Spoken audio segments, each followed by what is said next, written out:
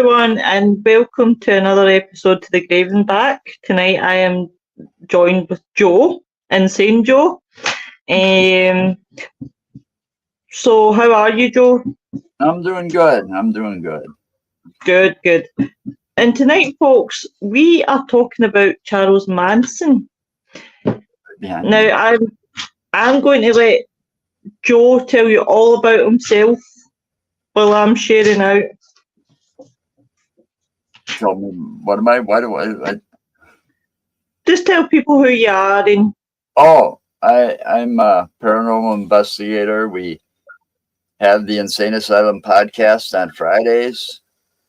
And when the weather gets warmer in my area, we go out and investigate. And I'm a big fan of, serial killers and different things like that. But I got told by my mother, because I was driving around, that I look just like, she's like, anybody ever tell you look like Charles Manson? And it's like, yeah, a lot, Mom.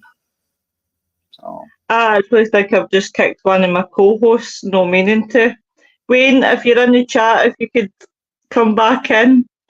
So, why Charles Manson?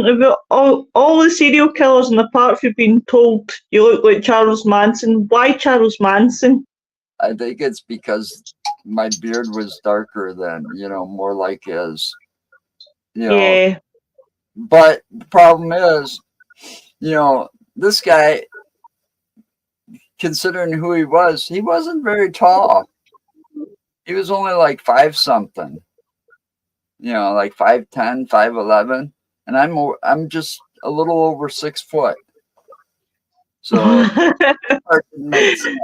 But yeah, so I've made fun of it all the time. I mean, but in a short period of time when I was walking around, and this was darker, I got accused of looking like Charles Manson by my own mother. Oh God. I love that. God rest her soul. And then I was in a convenience store, in the checkout line. Dude behind me asked me if I was that hippie dude from that 70s show, which he was referring to Tommy Chong. And it's like, I wish. And then my mom's sister, when I was at the hospital, she introduced me to the nurses as, oh, this is my nephew, Jesus Christ. So I kind of had all fun with all of it, but I like having fun with the Charles Manson one most. He's quite when I was at college, I studied criminology, and one of the... You studied criminology? Really? I studied, one of my subjects was criminology. Hi, Wayne. Wayne, this is Joe. This is Wayne. Evening, Joe. I've seen you before. I took police science for 2 years. So wow. So see, I was going to become a cop. Never got. Wow. I got into a serious car accident, and then after that, it kind of threw a wrench in things, because the best I was going to be is like a desk jockey, and I didn't want to be a pencil pusher sitting behind a desk. Yeah. My main goal was to be a detective, to investigate like cold cases and stuff. Oh that God. Main goal. Nicholas is having a bit of issues with his internet, so he may or may not join. But yeah, I've always been fascinated when I was very, very young. I think it was a whole, like my gran and me used to watch serial killing things and that together. And when I was at college, I really did enjoy the subject. And funny enough, Joe and Wayne, we were asked to do our final essay was to be pick our own serial killer, anyone we wanted. So first of all, I wanted Aileen Wuornos. Somebody picked Aileen Wuornos. Okay, well, I'll go the son of Sam. somebody picked his son his arm. And I went through every serial killer, and everybody was like, I'm doing this. So do you know what? I ended up with Charles Manson. And I just think he's such such an interesting guy. I'm going to refrain from using the word interesting, but you know what I mean. I just think how it takes me back to the whole cult sort of thing. How somebody can get so inside your brain to control you in a way that makes you want to go out and kill someone. Well, first off, he never killed anybody. As far as we know. But he spent he used that like time in and out of what they call that. It was reformatory schools, and then prison and jails. Most of his adult life, or most of his childhood, up into his until he was like in his 30s. So it was like 17 years in and out of these places. And when he was in prison, he learned, he took and read some of these books, and he learned how to manipulate people just by talking to them. He learned how to read people, and find weaknesses so that he could prey upon them. He was a different type of predator altogether, and yeah, he was a very sadistic, evil. I mean, if you want evil all in one, Manson's it. Oh God! He had all those people killed and didn't lay a hand on any of them. He wasn't there at the scene. I'm just going to say a quick few highs here. Hey Vaughn, hey Rita, hey Robert. Nick says, hey guys, we'll be on hopefully soon, having connection issues. Wire it up to next doors.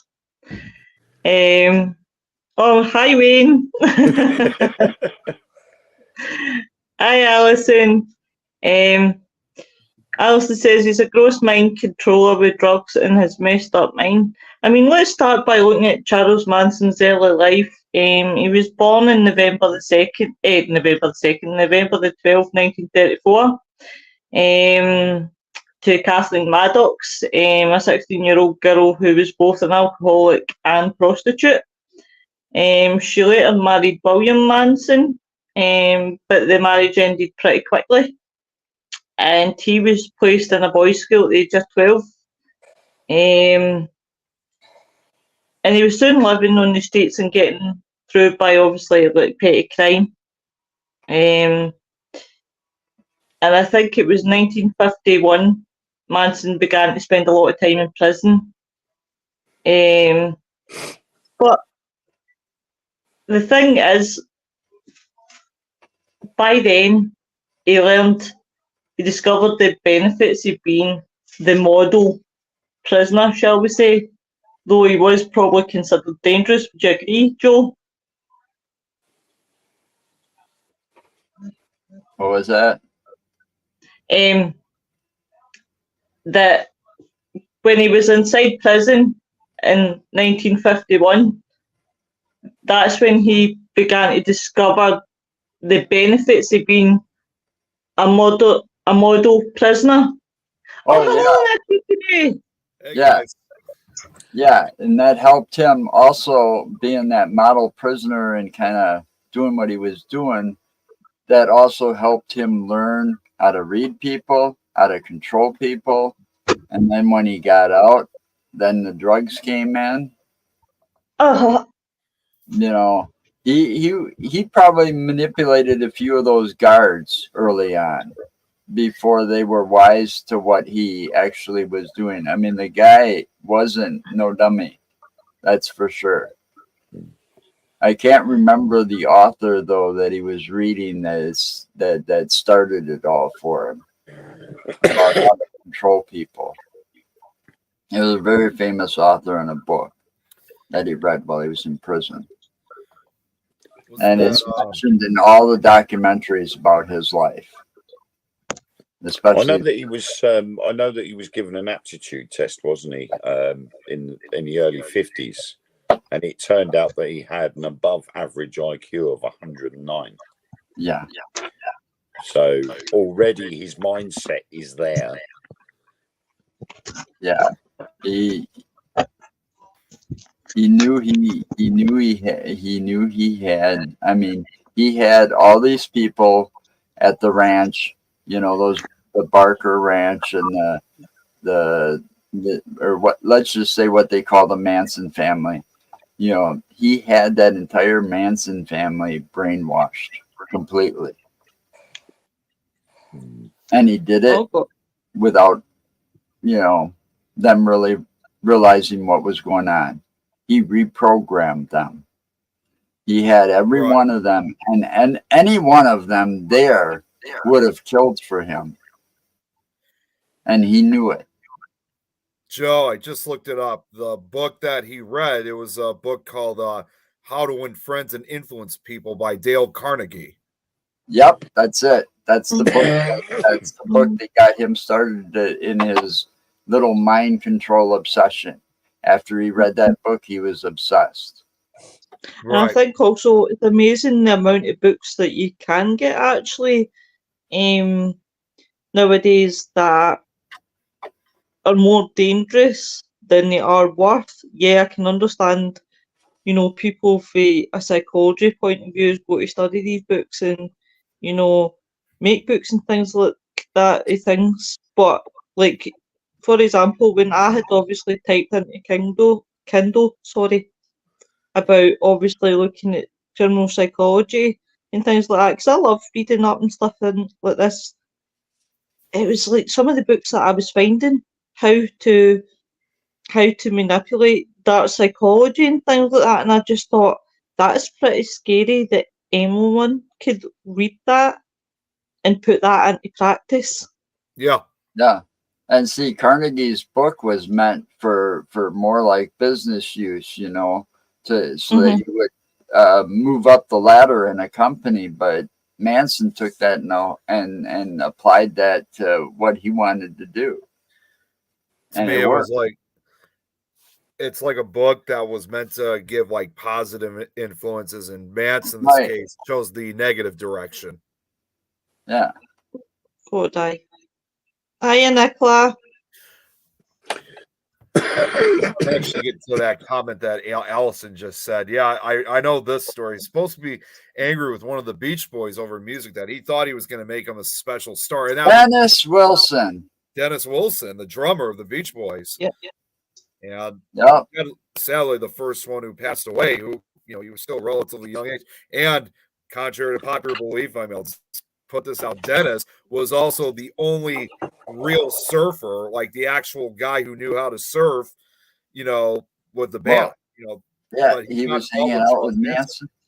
Yeah, he was hanging out with Manson, smoking pot, having a good time, enjoying the life, and then he didn't get what Manson didn't get what he wanted, and Dennis Wilson's house or whatever got trashed during that time. He had to basically get his attorneys and stuff to kick them out of his house. Yeah. Manson family. And somewhere along the line, and it's in documentaries a couple of different ways. I don't know how, you know, it shows one where Manson puts the bullet, just a single bullet, on Dennis Wilson's counter in front of him and said, "This is for you." And then the other one is he goes to Dennis Wilson's house and he's not there. It's like a caretaker or something, and he gives that guy the bullet, and they said, "Make sure Dennis gets this." Oh, you know, wow. But it was like sending, you know, a message to Dennis Wilson, like, "You're dead. I'm coming for you." That it's like, you know, a way of saying, see this bullet? That's what's going to be going in your head or something like that. That's almost like that type of message. And right, exactly. Yeah, a lot of people have actually said, and because I'm also a Beach Boys fan myself, I actually saw them over a decade ago for their 50th anniversary, and a lot of fans will tell you that had Dennis Wilson not get involved with Charles Manson in any way, shape, or form. Although he wasn't murdered by the Manson family, they still say that had he not gotten involved with him, would have been a good likely chance Dennis Wilson probably would have still been alive today. Oh wow, I that mean, makes you think. yeah, he wasn't killed by them, but just being involved with them and then getting all the public scrutiny after it happened, and he got arrested and all that stuff, and I think there's. I mean, he got to suffer a little PTSD from that whole incident. I'm sure, if not quite a bit. I think there actually is a. I last time I saw it was on YouTube. I'm not sure if it's still there, but I believe there was a short documentary that was made talking about. I mean, and included the Beach Boys. I think talking about Dennis Wilson's involvement with Charles Manson. Yeah, because it wasn't just Dennis. He met Dennis through his brother Brian. That's right. Hey. And it's not just that. If you look at music, it wasn't just the Beach Boys. It's what brought it together was the Beatles. The Helter Skelter. Yeah. Manson thought the Beatles were talking to him too, Helter Skelter, through the music. Yep. The White Album. And that's crazy to think. There was kind of a crazy connection too, believe it or not. I mean, not necessarily with Manson, but between the Beach Boys and the Beatles. They actually say since the Beach Boys were so successful here in the U.S., they actually said that they could have rivaled the Beatles, from the U.K. because they were both so popular at the time. And now here you have almost a connection between these two biggest bands involving, in a way, with Charles Manson. Yeah. Oh God, yeah. 80. I don't know what's happening tonight. StreamYard has been a pain in the bahookie tonight. But yeah, I mean, Paul McCartney said that the whole point of that song was a metaphor. There was nothing in it. It was just a metaphor for the rise and fall of the Roman Empire. Everybody but Manson knew that. Right. I mean, if you're a music fan like I am, I've listened to all kinds of music, and the music is got different meanings for everybody. Yeah. But oh God, yeah. none, I couldn't see how he got that. That I just don't see where he was coming from. I think he was a nutcase somewhere along the line. During that 17 years in and out of prison and so on and so forth, I think he just cracked. Yeah. Because the guy was dangerous. Once you got it behind bars, you better have kept him there. Because in just about every interview, he had that one famous line. Because the person that interviewed him was like, how does it feel to be convicted of murder? And he's like, I didn't murder anybody. If I'd have started murdering people, there'd be none of yous left. Right. There was only one something along that lines. I don't know if I quoted exactly, but the point was he would have went on a spree and not quit. Oh, I believe it. There was only one time I did remember hearing, I heard this from a documentary where, and this was the only time in which Charles Manson ever actually was, because there was one moment and one time only in which Charles Manson actually was afraid of what was going to happen to him in prison. Because when he was arrested, when he was taken, I think he was being taken to either San Quentin or Folsom Prison in 1972, because obviously not only of the family he created, but also considering that he was a white supremacist, that he was fearing attacks from Hispanic inmates. He actually tried requesting of wanting to join what was considered at that time, still is today, one of the most powerful prison gangs in the prison system, which in the U.S., if not the Aryan Brotherhood, which shared a lot of his beliefs. However, the Aryan Brotherhood said, no, you cannot join because as violent as these guys are, they still have a sense of morals in this case. Like women and children are innocent and they cannot be touched. One of, obviously, as we all know, one of those victims was Sharon Tate. She was pregnant at that time. So therefore, they killed an innocent unborn child. You don't kill children. And with that, if you do that, you don't get to join the Aryan Brotherhood. And some in those people in prison, some of them got morals, and some groups got those morals. You don't rape, you don't murder women. Yeah.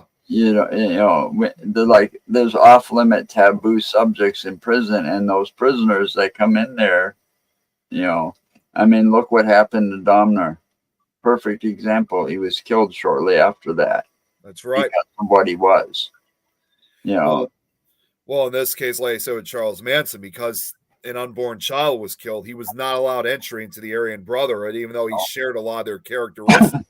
I mean, for somebody like him, that would have been a great thing for him. But even they said, nope, you're not joining. Danny Masterson's in the same wing he was towards the end in California. Yeah.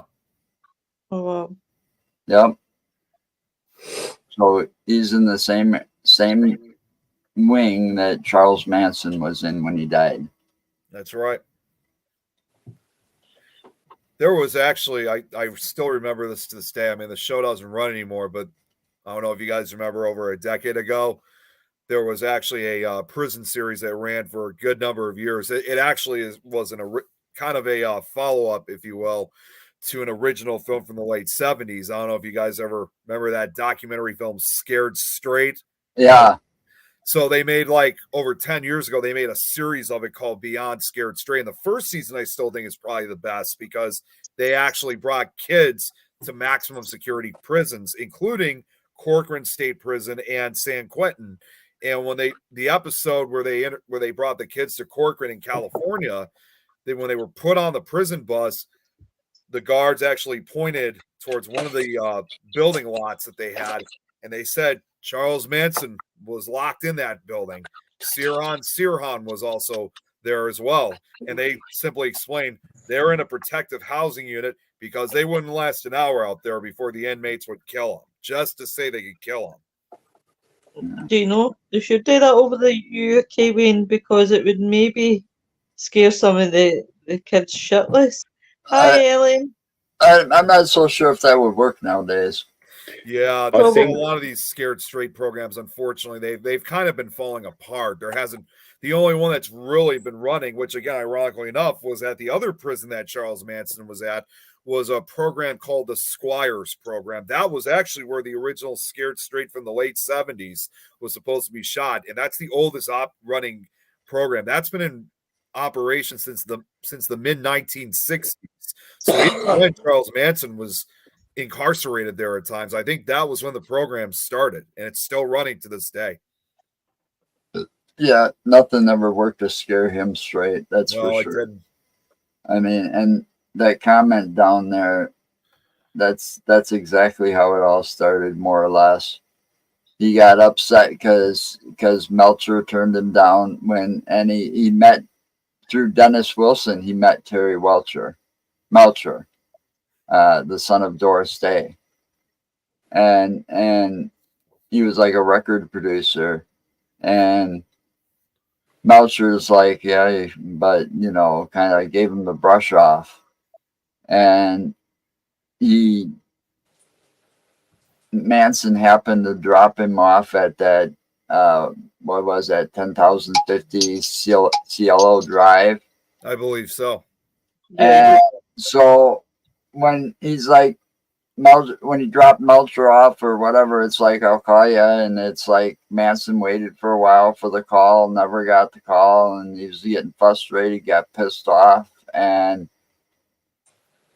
basically went out there looking for Terry Melcher. And at that time, Terry Melcher moved in, and Sharon Tate and her husband bought the house and moved in, and Terry Melcher moved out, and he's, yeah. so that's when he went back, because went back and was a little upset about that. So he sent all of his, those followers, Tex Watson, and I can't remember who it was. Patricia Corwinkle, was she at that one? And I think she was. I don't And- fully remember, but I think so. I know Sadie was there, because Sadie's the one that got them all busted, because she was the one that was bragging about killing Sharon Tate. Right. Yeah. They got them, they got like the confession or whatever that they needed, because at the point they only had circumstantial evidence about anything to tie Manson to any of it. Yeah, yeah. So yeah, they went there, and then that got messy, because you got bodies laying out in the yard and stuff, because they were trying to run off, because they didn't finish the job properly, and they left a witness, but some witness he was, because he didn't see squat. The caretaker, I can't even remember what his name was, because they arrested him as the number one suspect before they figured out that he had nothing to do with it. He just got lucky. Right, right. And the guy that got shot and killed in the car just left him, because they were doing drugs together before, and so he had just left that guy behind. So he had left that guest house. Hey, Irene. But the worst thing he did, and the whole thing is that he was such an evil man. The worst thing he did was take that sword and chop off Gary Hunman's ear before it all started. That's right. Creepy crawly is what they would do, sneaking into people's homes and messing with That's with the furniture. Yep. Yep. Yep. Oh wow. Yep. And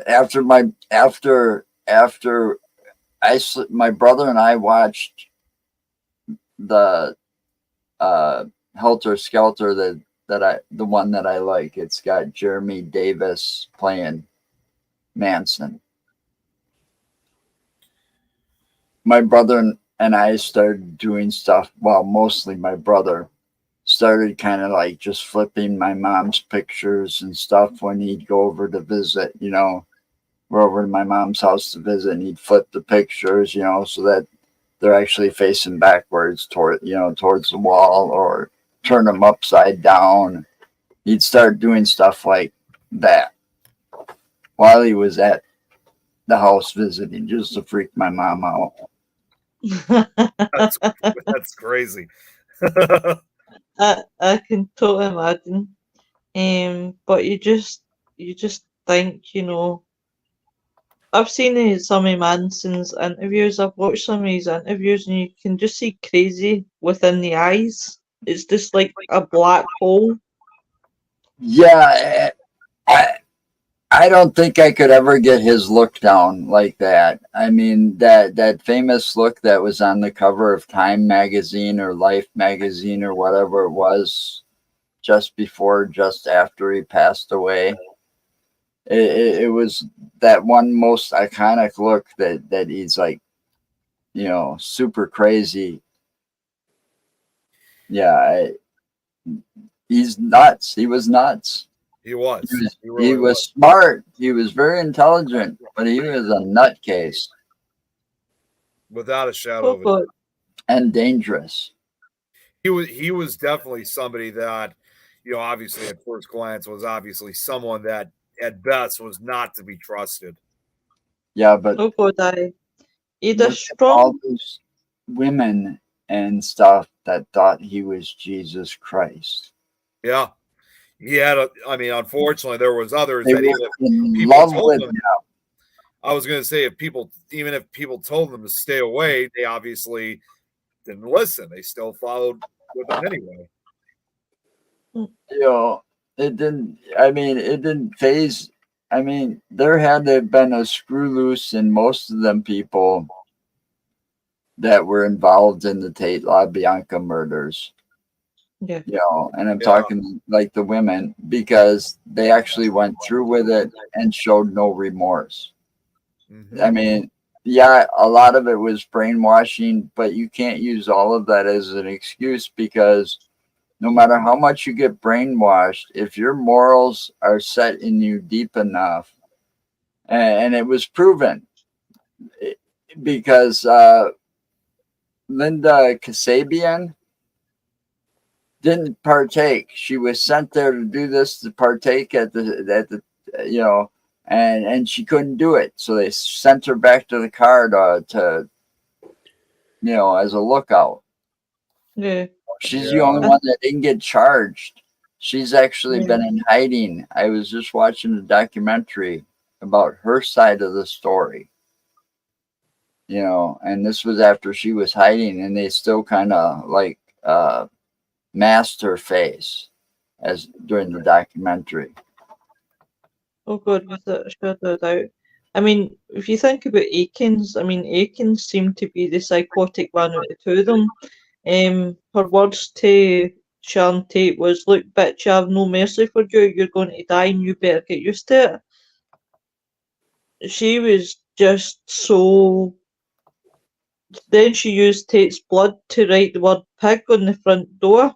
It was just. Don't get me wrong, Manson criticised the murderers for being too sloppy. Yeah, Yeah. but he wanted them to write that stuff on the wall, because he was saying that, you know, there was going to be a war between the blackies and the whites. Yeah. And Yeah. the blackies couldn't handle it when they get to take over. So he was going to come out of what was that? What did he call that? That there, it's out there that they were eventually supposed to go to. Oh, that was I know what you're talking about. I know what you're talking about. I think it was like Yeah. Devil's Canyon or something, or anyway, Devil's Hole. That's what it was. Devil's Hole or whatever. Yeah, it But was. anyway, they'd come out and he'd take over, because he didn't think Blackie could control the world. So he Yeah. was Yeah. trying to start a race war. And so he was writing this stuff on the block. He did it. The first one they did it at Gary Hinman's house, Mm-hmm. and they wrote like political piggy on the wall and a pamphlet print, like a paw print. They made like a paw print, and the blood in all it took them forever. And it goes to show you, technology back then really sucked. Because Yeah. if that would have happened with the modern technology back then, they would have had them cases tied together a lot quicker. Yep. Yeah, definitely. And it didn't even stop there, because the next night after Tate's murder came, Manson took more family members to the Los Berts, Evelino and Rosemary LeBlanca, and the couple were murdered again in the same horrifying fashion. Except this time, Manson actually was there, for he went in and tied them up, Yeah. and then he left and came out to the car and told them what to do, and then he left with the car. So they had a hitchhike back home after that. So Manson only took place in tying them up. Right.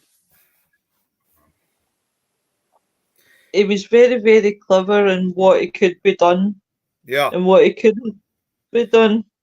You know, and that's basically a good way to show that, because I remember, again, I get the same documentary I saw, you know, when he was trying to join the brand, as they were also called. There was footage of him when he was taken to prison as he was being transferred. One of the news guys that's walking with him and the guards, they ask him, like, "Are you sane?" He's like, "Sane?" He's like, "Yeah." It's like, "Oh, that's relative." So the point, basically, what I'm saying is, with what he did, he clearly was obviously, I mean, knew very well of what he was doing. Oh yeah, he did. Yeah. He loved playing with people. I Yeah. mean, if you watched any of his interviews, I don't think he ever actually answered a question directly. He kind of like beat around the bush with all kinds of clever words and gave you some kind of clever answer where you could come to your own conclusion with. Right. You know? God, aye. Wayne, just tell us to shut up and you want a word in edgeways. Shut up. Yeah, shut up.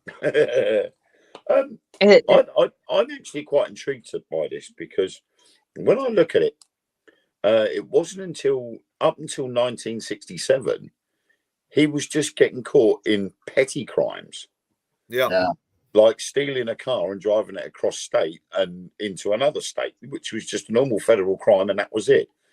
And it wasn't until he was being used as a guinea pig for LSD and methamphetamine that things started changing. Well, and that's what's typical when it comes to these type of criminals. They obviously start off, of course, with smaller, minor offenses. I mean, and then they kind of work their way up to getting to like the ultimate goal, if you will. But the thing was that the methamphetamine and LSD was all down to the government-funded experiments right from the word go. Soon as he was released, he was actually handed over to a probation officer, Roger Smith, and David Smith, who all were doctoral researchers. Roger Smith being the federal probation officer, and his family were part of went to Haighbury Free Medical Clinic. And that was when they underwent the tests with LSD and methamphetamine. So, of course, that then, with his high IQ, enables him to work things out in his own mind and make things a hell of a lot worse than what they were previously. Well, he also said he came from a broken home, which wasn't always true because he had a grandmother that was willing to take care of him, even though his mother was a prostitute and all of this other stuff and in prison and stuff. And his mum followed him about, didn't she? She moved to Washington just to be closer to him while he was on the island. Yeah, and that's what you hear. Go ahead. It was him basically feeling sorry for himself. Yes. And making him look bad when it wasn't that bad. He just made it that way. He had choices. Yeah, it's probably part and parcel of the manipulation of the people that were listening. And the other thing with the drugs, I mean, you don't know if the government had anything to do with his drug use because it was well documented, and a lot of those people that they interviewed that were like surviving members of the family that didn't get to jail because they weren't part of the murders and stuff, they all say that he never he passed out drugs. There was a time where he had to pass out drugs and he made everybody take them and stuff. It's like having dogs eat before you eat. That was another thing he did. He was controlling. He was very controlling of his family, but he very rarely took the pills. He either pocket them, or he took half, or not at all. Yeah. So he wasn't always necessarily on any drugs. Yeah, I mean, there is a section there that says that Roger Smith, as well as HAFMC, which is the Haight-Ashbury Free Medical Clinic, the founder, Dave Smith, they received funding from the National Institute of Health and reportedly the CIA to study the effects of drugs like LSD and methamphetamine on the counterculture movement. The patients at the HAFMC became subjects of their research, including Manson and his expanding group of mostly female followers who came to see Roger Smith regularly. Participants. I do not know what's happening with StreamYard tonight, but you're all juggling about here. Yeah, it's freezing for some reason. I'm not sure what's going on here, but there's something going on with StreamYard. I reckon it's that supposed claim on the news that the transatlantic fiber optic link between the continents was going to be cut.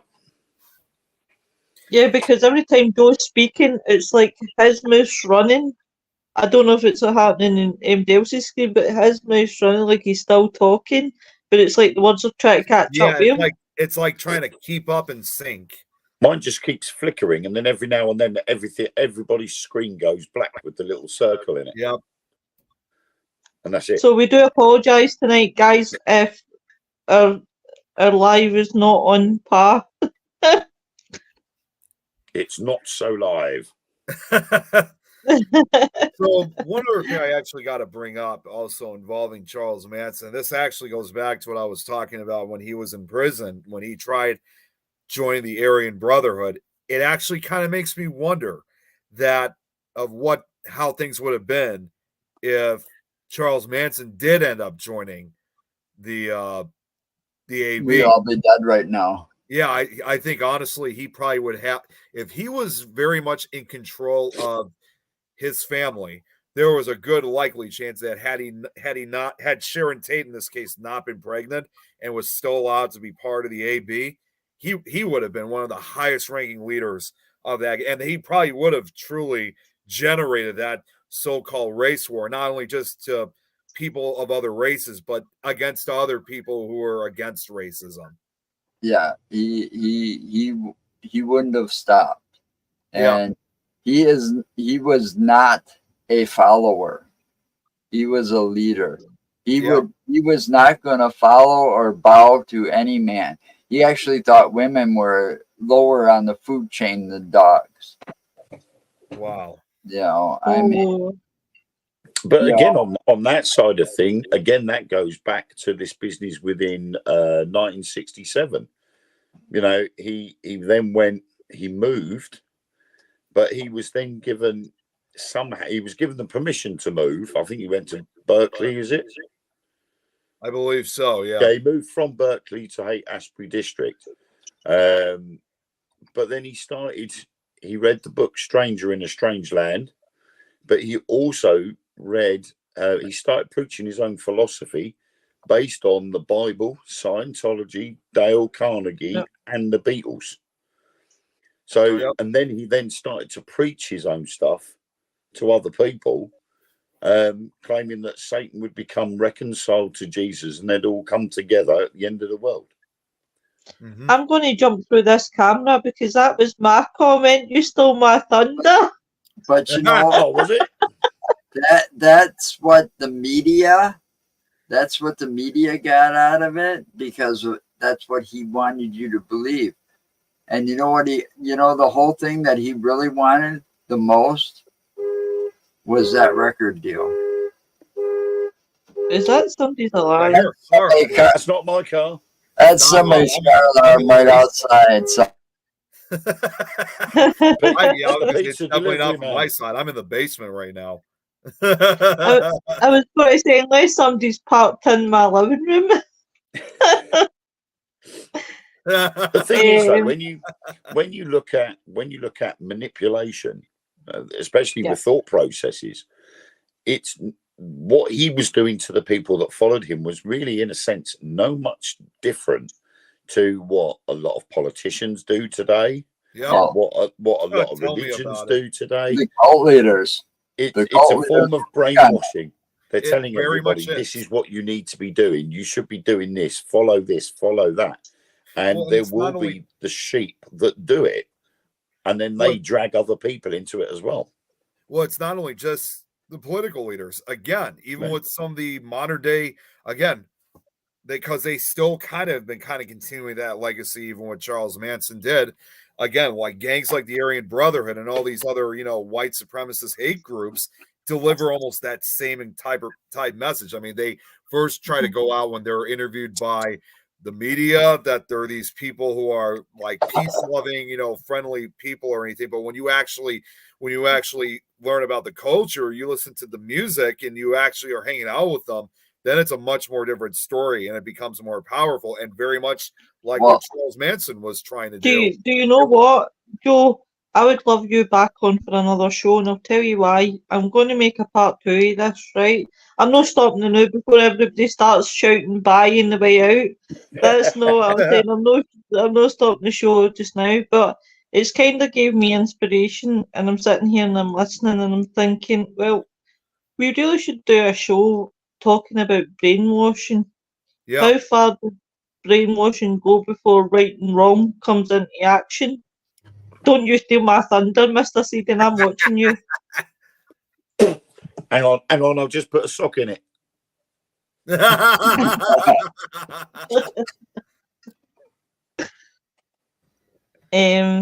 Because you just think it's like one of those ones.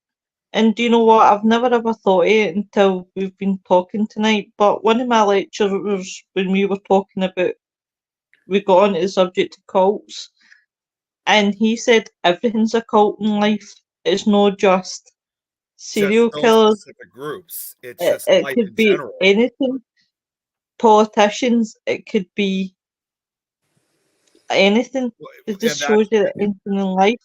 And that's basically with what I was about, and that's actually something I was about to say. Like when you see these type of groups and stuff, it's like they're kind of continuing on carrying that legacy that Charles Manson did. Like these political leaders, or again, even these white supremacist gangs, they say almost the same thing that Manson said. It's like they want you to believe that the end is near. Yeah, see, the thing is, you know, we're lucky in the aspect that he didn't get that record deal. Definitely. Because the whole idea, because that he was very, very obsessed more with the record deal than the race war. Okay. He had an album to get out. And that album was going to brainwash the entire America. He had it all figured out how to do it. And if that album would have actually got out the way he wanted to, he would have had a lot more followers today still. And God only knows where this world would have been. I mean, we'd probably be in it 10 times worse than we are right now. Not to Well, mention, say Louis says if Manson wasn't arrested, could he become as big as John Jones? Jim Jones. No, Jim Jones. Well, and the other thing too, think about it too. If this album had also been released, I mean, especially in this day and age, if there were still copies of it, I mean, this would not just be a simple record that would just be spread across the United States. This would have become like a worldwide phenomenon. So yeah, that's why I wanted the Beach Boys to do it. Exactly. So this would have been something that had it been released, Lois and Wayne, it could have, spread in your neck of the woods too. That would have been all right because I like instrumental stuff. Mike Oldfield, Jean-Michel Jarre. It wouldn't have affected me. So yeah, but he was basically knew what he was doing, and he tried to get off on an insanity plea, and it's like that wasn't gonna work, and he thought, well, they're not gonna convict me, they ain't got nothing on me, I didn't kill nobody. But hey, you can't trust everybody. No, you can't. Sadie talked to the wrong person, and her cellmate just said, hey, she was bragging about the tape, LaBianca murder. So here's a question. Oh, sorry. I was going to say, I got a question. So here's a question I got to ask because I only knew vivid details of it. And of course, now it's been a number of years. But actually, I think it was now literally almost 10 years ago now. So what was the whole ordeal with Charles Manson prior to his death that somehow he ended up marrying a 26-year-old girl? What? I still never really got to Right, I'm going to stop the show because Wayne did it to me earlier on and you're doing it to me now. I'm just going to sit here and mute myself. What? I don't get that one. Because Wayne was talking about all the books that Charles Manson was into. I'm just ready to go right down the line that Charles Manson had a younger model and Nicholas steals it right at the top of me. Well, here's something. All right, I'm going to tell you something, and you can go back to my YouTube channel. All right, and find this. we interviewed a guy by the name of William Harder. Okay. William Harder spent a lot of time with Charles Manson, and William Harder wasn't in prison. He spent a lot of time visiting Charles Manson in prison. Okay. And he got to know him, and he considered Charles Manson his friend. So we got the chance to interview him. I got a chance to talk to him, like, on my show. Oh, wow. And I don't know, I can't remember because I think it was a couple of years ago that we did this. And I can't remember if he actually showed it, but I'll tell you what he showed us. He took us, I don't know if we had it recording because we were using different technology or something. I don't know if we were using StreamYard yet or what, but anyway, we didn't record the green room or whatever where we were backstage, but when we got backstage, he was showing me artwork that Manson gave him. And he had this spider, like, almost bigger than a tarantula, but it was made out of hair. Oh, Charles Manson's hair. Oh, wow. Yeah. And this guy gave me quite the tour of his home. He goes Hey, around Tom. and he pretty much becomes friends of some of these serial killers and infamous people that are in prison. So I'm gonna have Right, to Nick, you might as well talk about the younger model. Well, no, I was just asking what that whole ordeal was because I never. and then really back know. to that. Yeah, back to that. Somewhere along the line, he became what do you call that? A model prisoner. Yeah, model prisoner. So he got conjugal visits. Oh my god. He actually had kids. I think 3 or 4 kids by different women. Okay. And one of them actually killed themselves. I was gonna say, Because- didn't one of them committed suicide? Yeah, he committed suicide because he couldn't stand being the son of Charles Manson. Yeah. That's a shame. And then I think the other 2 or 3 that were left tried to Thank fight. you. They were fighting in court over his remains and his estate. And I'm thinking, how the fuck does this guy have an estate when he spent most of his entire life in prison? Yeah. And But especially for the crime that he committed, he shouldn't even been allowed to have, in this case, conjugal visits. For but any he didn't special kill anybody. He didn't kill anybody. That's Ah, just okay. it. He didn't physically kill or commit murder. That is true. That's not what he was charged with because they couldn't charge him with that. So and he and they couldn't prove if any of these other murders, if he had that happened during that time frame, before and after the Tate LaBianca murders, if any of them besides that first one were associated, because I keep forgetting about what's his name, Hinman, but all those murders, those people between Gary Hinman and the rest of them, they were all murdered by the Manson family, not Charles Manson. His followers, yeah. He told them to do it, but he didn't do it, and he wasn't there. That's what you see with a lot of these cult leaders and also gang leaders is when they tell these people to commit such a horrific crime like this. It's their way of showing that they didn't, because it's their way that they don't want to touch anything directly because they don't want to be completely linked. But that's the problem with a lot of these criminals. They get it. They get you because they start out small. Yep. They start out, they get you by okay, you do this, and, they couldn't have sex unless he directed it. Mm-hmm. you know, and you know, it's like the guy from what was that one called that you guys did on the one that followed the Halley Comet one? Oh, that was Didn't he get them Oh, that weird? Heaven's Gate. Yeah, Heaven's they all had a kind of look alike and dress alike, Yeah, and have that Heaven's Gate. looking haircut. Yeah.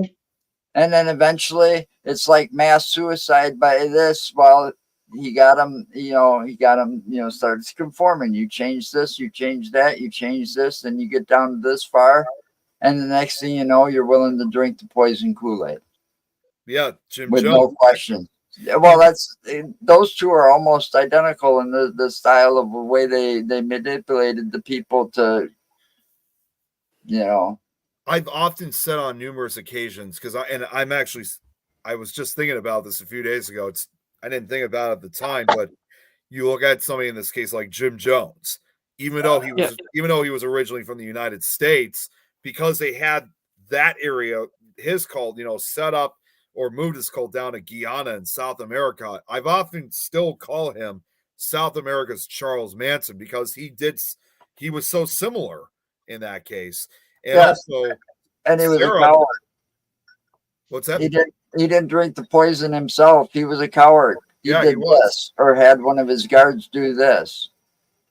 See, and Sarah Louise just makes a good point that for both of them in this case, they were both clever enough to use others as the weapon. He didn't. Oh yeah, they all did. Himself. Yeah, Jonestown, Sarah, you're right. Joe, what is your YouTube channel? I've got Sarah Louise asking. Oh, I have no idea.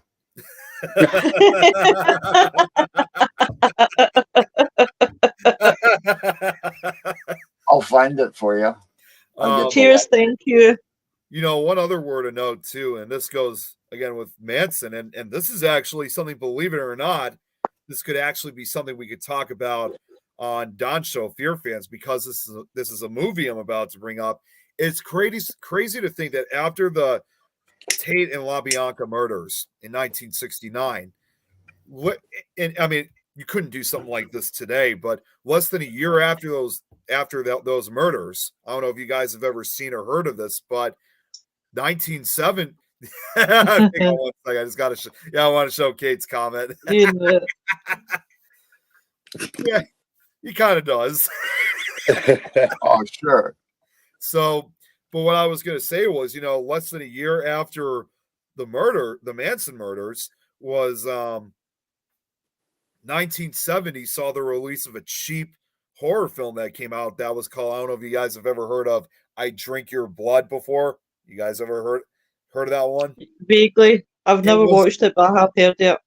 It's a low budget horror film, which I think was also the very first splatter film, the early of the 70s. So it came out, you could essentially say, even the back cover says it's Night of the Living Dead meets Charles Manson, because in the film, it's about a group of satanic hippies, which if you watch very carefully, you can tell. Oh, is this it right here? Thank you. Thanks, Wayne. Thanks, Joe. Thanks, Joe. I had trouble trying to join the chat because it wanted me to, and I got like a couple of things connected to Yahoo or whatever, and I didn't pick the right one because it kept giving me an error. This film, if you watch it very carefully, at least for the first half of it,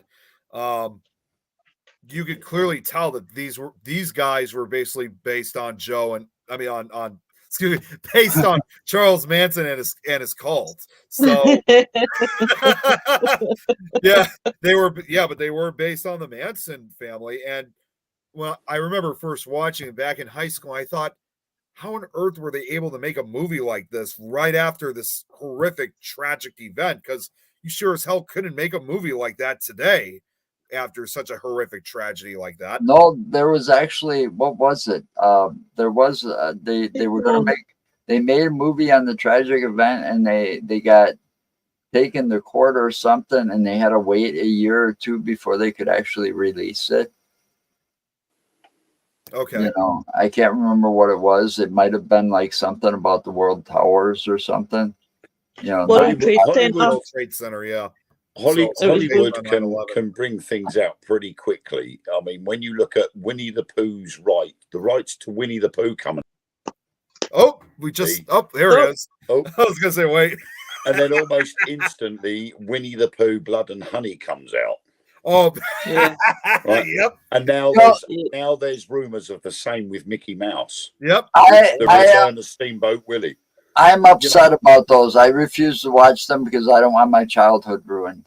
I haven't watched them either. Well, I'm lucky. I was never into Winnie the Pooh, so it didn't matter. Well, I grew up during the time that, you know, that was the thing, you know, Winnie the Pooh, and my brother, my little younger brother, he's only a couple years younger, but he carried around the Winnie the Pooh bear. Yeah. All the time. Because he and Pooh had one thing in common. They both loved honey. They do. And my brother really loved the Winnie the Pooh, but my favorite character out of that whole thing was Tigger. Yeah, Tigger was my favorite because he's not in that film. Yeah. I think he got eaten. I'm a big Stephen King fan too. I used to be really good, like our friends from Fear Fans that can do the voices, right? Oh, Pickle Tom. He was watching just a few minutes ago. Well, I used to be able to do that Tigger voice, and I'd go to the Disney store and I'd do Tigger, and people would be, the kids would be, I heard Tigger, where is he? I'm keeping my mouth shut. Makes me wonder if Don could do that voice. He does all those different voices. Yeah. Well, guess what I was watching last night talking about Fear Fans? Kate. I'm sitting here. What were you going to say, Lois? I was sitting watching the Texas Chainsaw Massacre, the original, last night, thinking about our show. I still have that. Yep, he still has DVD. Sitting right next definitely. to it. It hasn't made it back to the shelf yet. I've just been watching too many series. I've been watching one Strangest World's Mysteries, and I watched an episode that was entirely a whole hour long about the theory of Hollow Earth and Admiral Byrd and the expedition down to Antarctica and stuff like that. And some of the stuff that they were coming out with was mind-boggling. Oh, I'm sure. I don't watch too much TV anymore. It was really weird. So you were saying about Texas Chainsaw, Lois? You were saying more about it?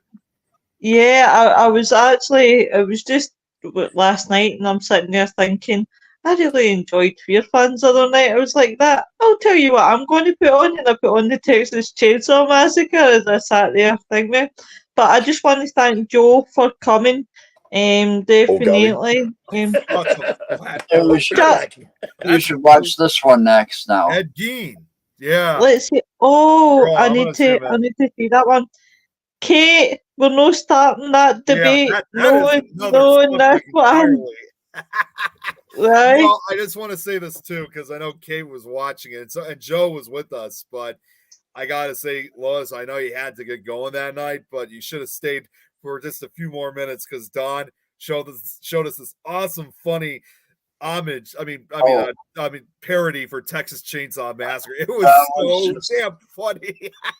Oh wow, that makes me jealous. I'll need to go back now and watch it right to this then after the hour mark. Who were those dudes that did that? Do you remember? That was Don knows this more than I do. That was I'm looking it up right now. What was that? Because it was called what was that group called? Because I'm on YouTube I'm on YouTube right now. Oh, it was it was the Merkins. Friends with faces. Honestly, definitely. Watch. Oh my God, Kate! It was worse than the actual film. I felt dirty after watching it. That just made my day. Irene says Wayne would look cute in a poo suit. Yeah, can you respell that, please? Yeah, I was Not going to that say sort of poo. There's an a H on the shit end. suit. And, you know, when we watched the music video too, by the way, one of my local friends was watching. I guess she had to get off for like a few minutes, and then when she came back on the show, while the music I video want was to do. yeah, she's like, "What the hell is this? Like, what did I walk into now?" But definitely, no, Joe, we definitely need to get you back, definitely, without a shadow of a doubt, because I would like to hear your views, obviously, thingy. I just want to apologise to everybody tonight about StreamYard. I do not know what the hell's happening with StreamYard tonight, but it's gone on one tonight. So join us tomorrow. Tomorrow's going to be quite different for Friday Frighteners because we're looking at grief and paranormal and how your loved ones come through, Yeah. especially when you're going through that time of grief. So that'll be a really interesting show. On Monday, we have those Dark Mirror boys. There's only one. You jumped a day ahead of yourself.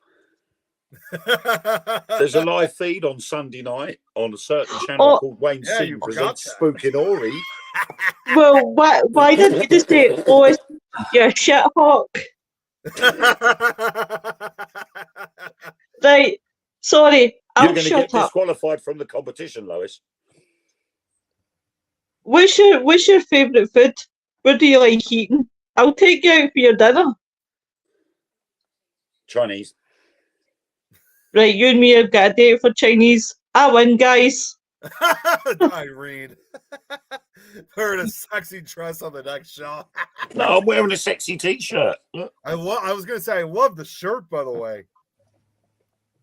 Oh, so I'm going to let Wayne explain Sunday.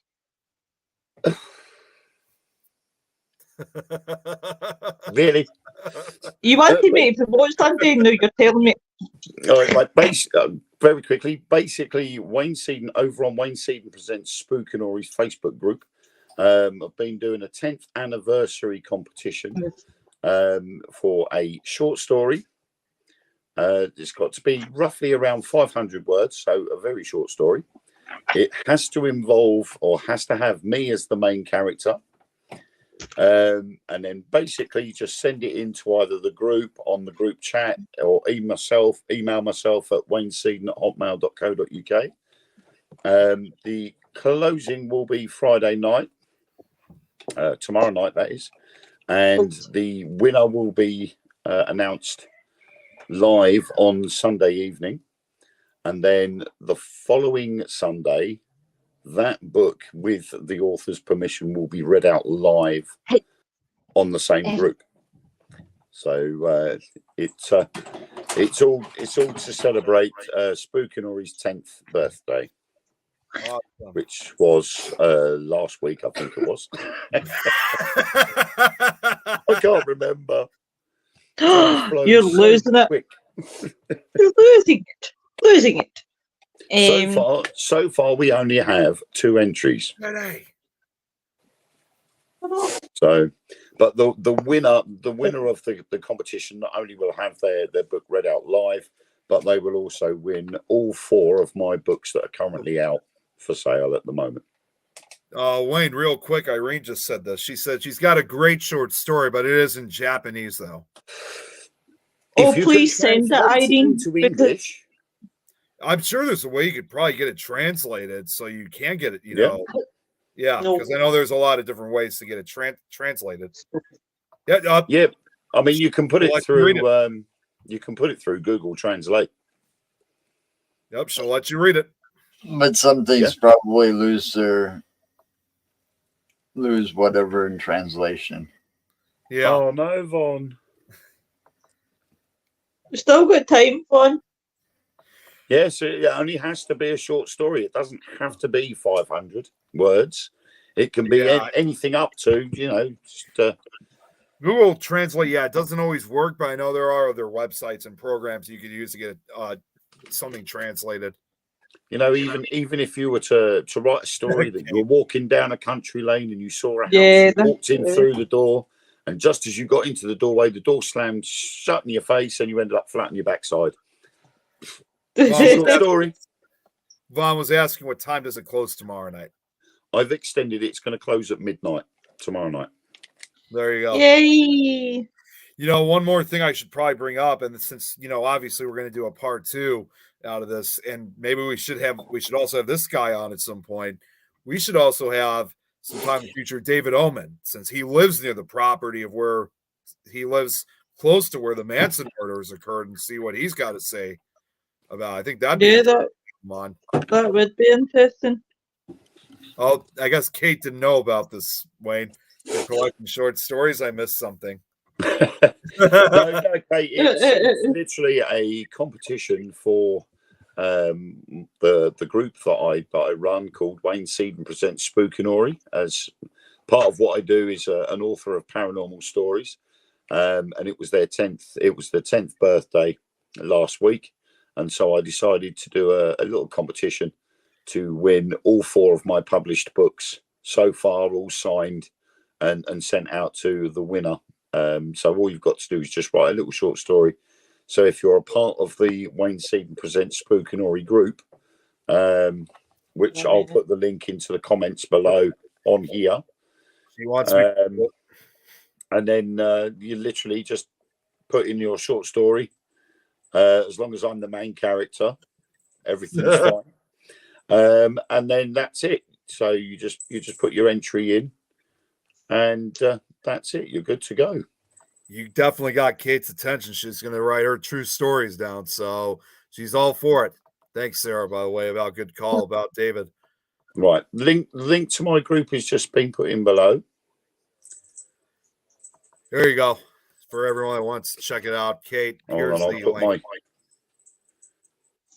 link. Kate's like, I'll just add you as the main character. Yeah, here's the link, everyone. And if you don't put it through the group messenger, or for the group, you can either send it to my email, which is now posted below, or you can send it directly to myself. So there's my email address in there as well. Hers, VODs is a true story. Yeah, here's the email too. If you can't get the link. Okay, now Sarah also just wrote, he's got David's book, and he's had interactions with the Manson family when he was a kid. So it would be definitely interesting to get. Well, whenever you're free, Joe, and whenever David the Omen's free, we can make. We'll definitely make it happen again. Yeah. Definitely. Can I just say, if Von's story is good enough to win, I will sort out a Spookinori t-shirt and Spookinori mug for Von. Ooh. I've got to alter it because Von's got all my books already, so I can't really sort of say, well, if you win, you can have my books again. It's a bit pointless having 2 of each book. So we'll say if Von wins, because I'm not going to be the only judge of this. My partner Ellen's going to be judging as well. Ellen, what's your favourite bottle? And I'll buy you a bottle for drinking. If Von does win, then we'll sort out a different prize for Von. So that's a Chinese for Wayne and a bottle of whatever for Ellen. All right. Lois, it's got to be a Chinese in China. Oh, come on. I'm not that fucking good. I'd like a proper Chinese, not one of these Western Chinese foods. Proper Chinese. Well, I've got 3 characters. I've got Nick, Mark Manley, and you.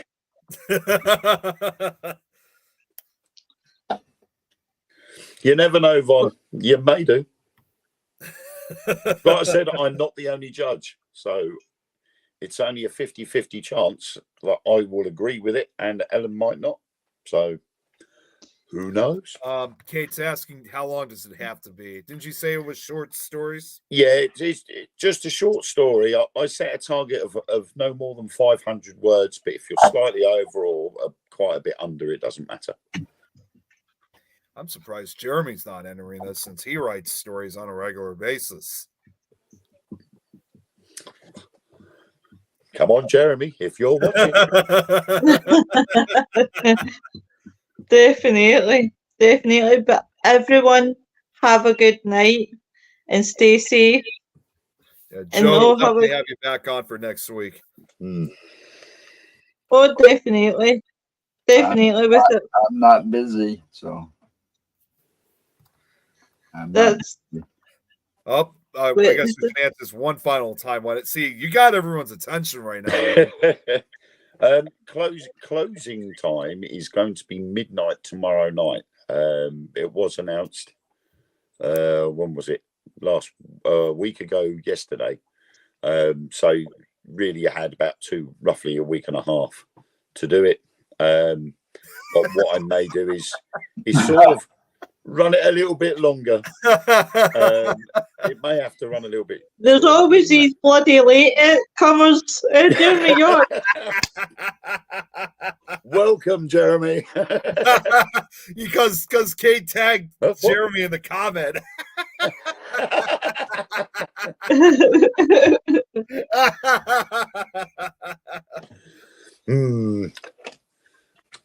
Right. Does it have to have an ending? Well, I'd hope so. Yeah, I hope so too. Otherwise, I'll be here forever reading it. Yeah. Sarah, I know. That's why I said 500 words. Sarah, I know. Vivian talks to David a lot, but I've actually spoke to him myself personally, so I can just reach out to him myself. It's no big deal. But if I do have to reach out to Vivian, I can do that too. Yeah. Jeremy. Not all stories have an ending, though. Well, that's true. The never-ending story. Or they just leave you on a cliffhanger. Continued. Yeah, that'd probably be me hanging off the edge of a cliff. Oh! To be continued. Definitely. Okay, yeah, Jeremy, I'll since I'm going to be seeing you later tonight, I'll give you the information later. I know Kate will say something too, so yeah. I hope your daughter's well, Jeremy. Yeah, hope she's doing well. Yeah. All right, right. We're going to go before we get anywhere. Right, see you later, folks. See you, everybody. Bye.